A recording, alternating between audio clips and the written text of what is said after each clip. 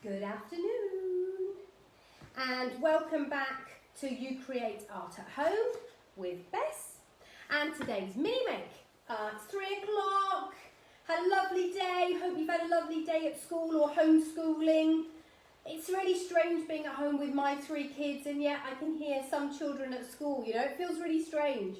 But hopefully, whether you've been homeschooling at home like my 3 have been, or you've been at school, you've had a lovely day.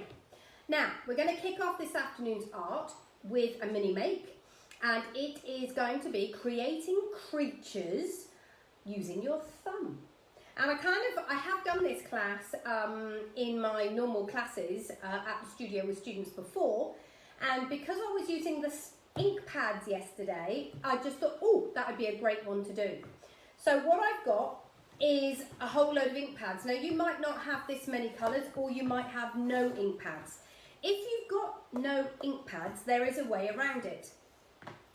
You can ask Mum for, so I've got red, green, black, purple, red, green, black, purple. I've got a silver, I'm not sure if that one's dried up, yellow, pink. So I have lots, because I have a whole load of these, you know, like wooden stamps. I think I showed you some of them yesterday. This is a foamy stamp. They're really inexpensive, these ones, and I've had them for years.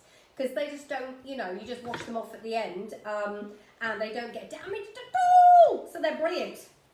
If you don't have an ink pad, what you can do is get a sponge from the kitchen. Put a little bit of paint inside a kind of tray that you might have vegetables in, or, you know, one of those plastic meat trays. If you've got it all washed out, put a sponge in it, pour some paint, and then you just push on top of the sponge and it will do the same thing. It won't be, it will be slightly different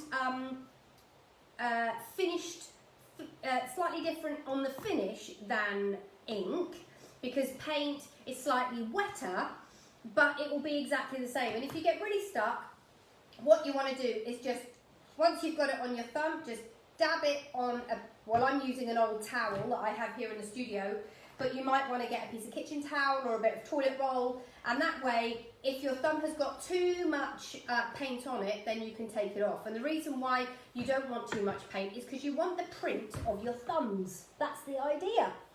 So let's have a go. We are going to print a couple of things. I'm going to print them down and I'm going to lift it up and show you. So the first thing I'm going to print is, I'm going to tell you what I'm going to try and make, and I want you to see if you can guess. I'm not going to use the colours as if they were the colours of the creature, because otherwise that might be a bit too crazy. So I've got green on my thumb. I'm going to go for a thumbprint up here. And while I've got this colour, I'm going to do about 4 or 5 of them, I think. Okay, so I've done 4 or 5. It's a bit like a game, isn't it? Like Hangman or something, where you have to guess. Okay, so let's see if you can guess. There's my first few prints. You find them in the gap. In Queensland, you find them, that's your first clue. Okay, I'm going to use purple now. These aren't the natural colours, but that's the colours I'm going to use. Okay, I'm going to put some more colour on it now. And the idea is that you do the printing, then you use your marker pen and you draw the details using your marker pen. I'm going to put one more at the front. Can you see what it is? I think it's a giveaway now, don't you? Yep, I'm drawing a python.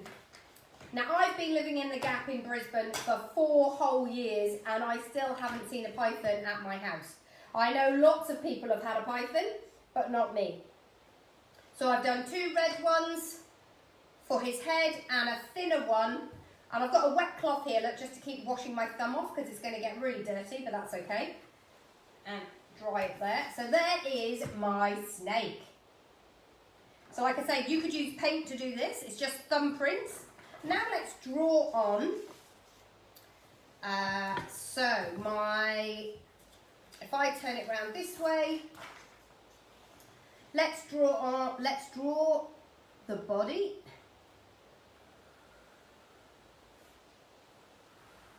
like that.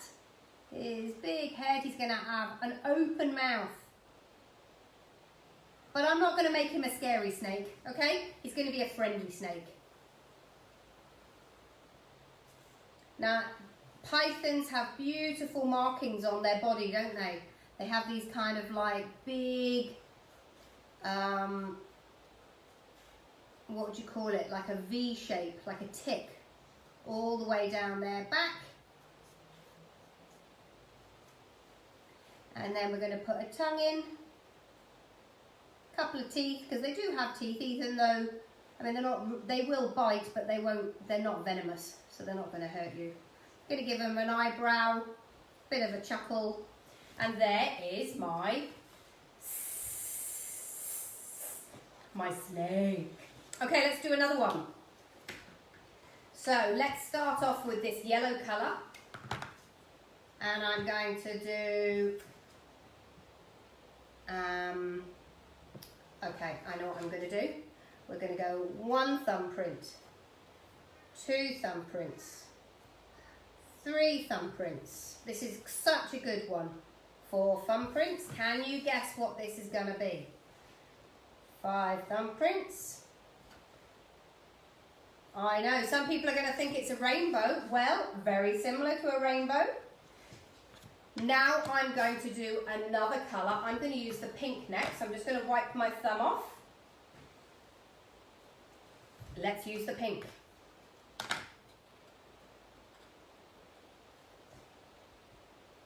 Okay, so I'm going to do another layer up behind the yellow.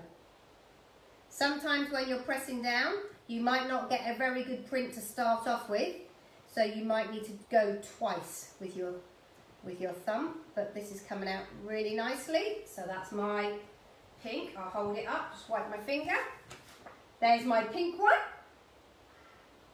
Next colour, let's go with the purple.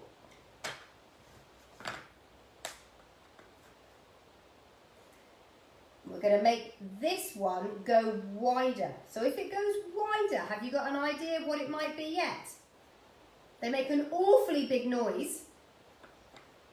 You do have them in Australia, but they're not native to Australia. They actually came over with the European settlers. And they were a symbol in the olden days of wealth and grandeur. So all the big stately homes, which means the lords and the ladies of England, they all had them in their garden because they looked so beautiful. But you do have a native bird in Australia that is very similar. Do you know what it is? It's a peacock. Exactly. Now, I don't know whether this silver has dried up. So, oh no, it's coming out on my thumb. Can you see that? So we're going to try and do silver at the top. Oh, I like that. So I've got a row of silver. So sometimes when you go to places like Office Works, or sometimes you see, Aldi today have got the art materials in. And in fact, today I went and bought some of these graphic marker pens. I got a pastel set, because I don't have any pastels. I got a primary colours set, and I got a really cool greys and blacks set, which you don't normally see.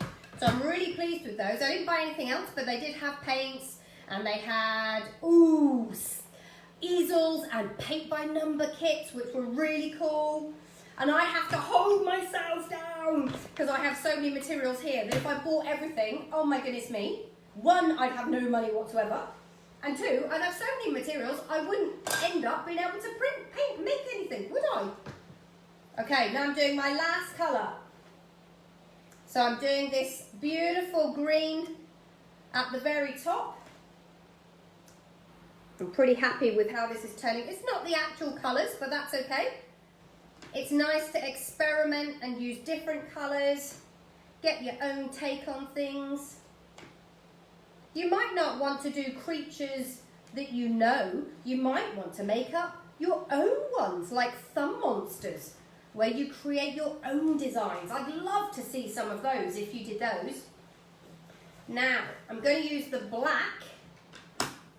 I've got some of these. They're a bit like bingo dabbers. and you ask your parents or your teacher what a bingo dabber is, they're ink inside, like a giant felt tip, but they've got a round circle of foam on them. And when you go to play bingo, it dabs out a whole number. So I'm going to use this to put my body in. So I'm dabbing it, and I'm going to use this to dab in my body, right up to the head, which is going to be right up the top.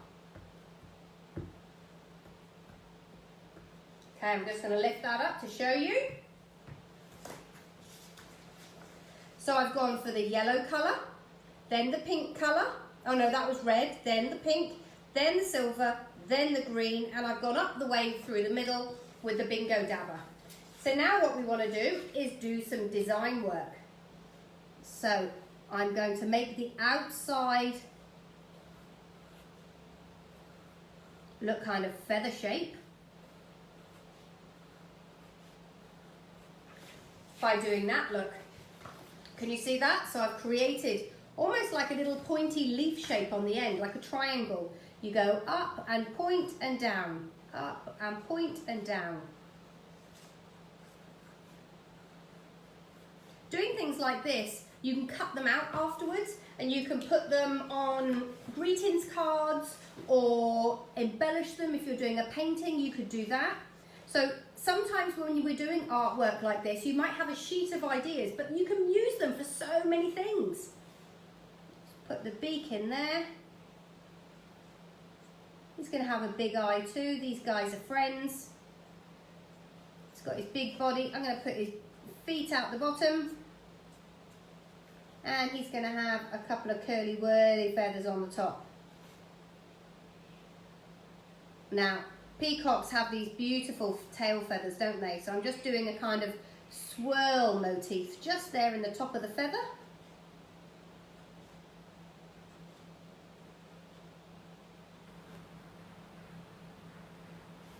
And then you might want to do some other patterning or whatever you want to do through the rest of the feathers just to connect it all. I'm just doing some simple dots that are going backwards towards the body.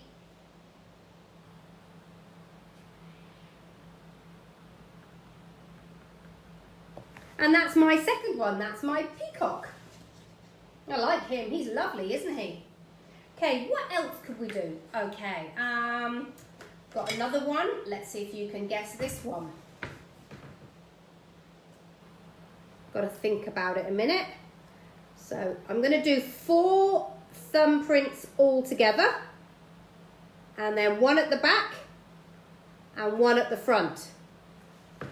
Then I'm going to do one this way and one that way. What do you think it's going to be? Going to lift it up, and it is... Not sure? Okay. You're going to get me guessing. Let's see if I can do something else. I've got a blue here. Let me see if I can add some blue. So this finger, I'm just going to make just a few little wobbly blue lines.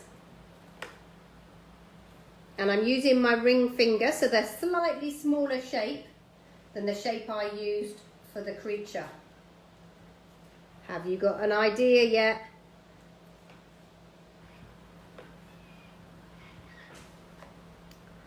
I always put the lids on. It's a bit like glue sticks, kids. Make sure the lids are on and they won't go dry.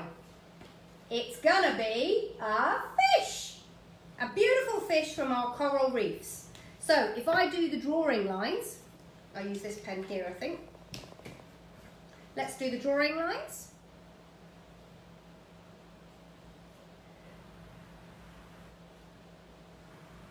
My son had for his birthday a beautiful purple fighting fish, and he's gorgeous, and his body is like that, like a goldfish, but he has this incredible tail. So I think I'm going to do a fighting fish. So I'm going to add a little bit more colour to him, and we're going to... Have you seen a Japanese fighting fish with a really long tail? Next time you're in a pet shop, when you're out and about, and that might not be this weekend, but it might be in a couple of weekends' time, if you go past the pet shop, have a little look in and see if you can find a Japanese fighting fish. Now the downside of having them, even though they are beautiful, is that they eat each other. Bit of a technical problem. So if you can't have two fighting fish because one will eat the other because they fight.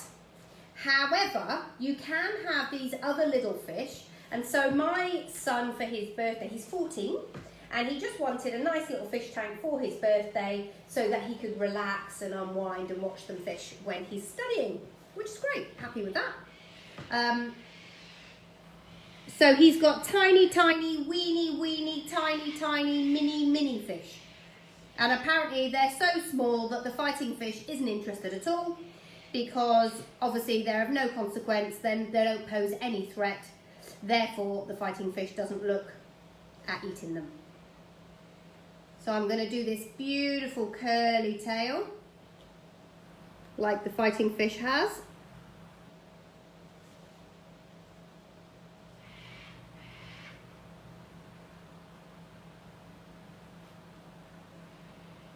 You could make it a shark. You could make it whatever type of fish you would like it to be. You don't have to do a fish. There we go. So that's my thumbprint fighting fish. So I've got a beautiful peacock, I've got a python from the Gap, and a fighting fish. So I'm going to let you go and have a play and an explore, and you can develop a whole page of them. Take a photo and post them, send them to me at You Create Art at Home, so that we can all see what amazing ideas you've got. You could do a frog, a turtle, a rainbow lorikeet. You could do so many different options. So I can't wait to see what ideas you've got. Maybe you're going to create a whole city full of monsters. Show me what you've got. Send it to me at You Create Art at Home. Okay, I'm going to be back at 4 o'clock. And at 4 o'clock, we are going to have our design a trainer, a sneaker, because today is all about fingers and toes. So we've done our fingers, the next is our toes. I'll see you at 4 o'clock. Bye-bye.